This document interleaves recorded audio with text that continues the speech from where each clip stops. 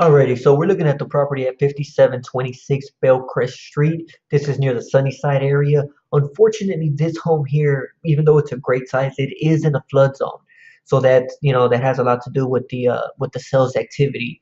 So I looked at the comps, and there's not a whole lot of activity. There's been a lot of sale activity, just not in the price point that you need. So we looked at one solid comp here. It took 41 days to sell. It's a 4-2, 1,100 square feet. I can only assume that the bedrooms were small to fit four bedrooms in there. But this one was on Bella Arbor Street for 130, and it still took 41 days to sell. And they got their full ask, and it went FHA.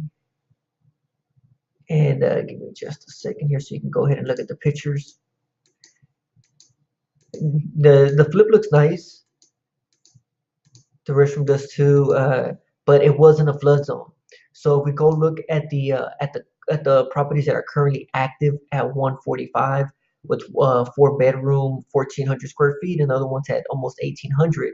Both of them have been on the market for a very long time. One for 119 days, about 5 months, and the other one for 164 days.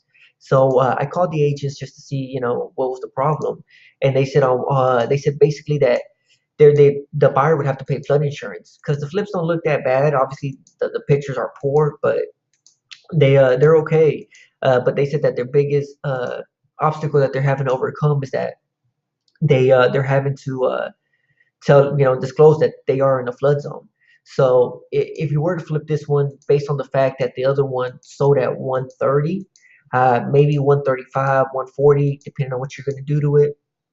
But the biggest obstacle you're gonna have to overcome is that it's in a flood insurance, and obviously that means more money that the buyer would have to bring to the closing table to purchase flood insurance. In this specific part of town, the average buyer's pinching pennies as it is just to try to come up with that down payment money and closing cost. So that's it for now, and I'll see you on the next one.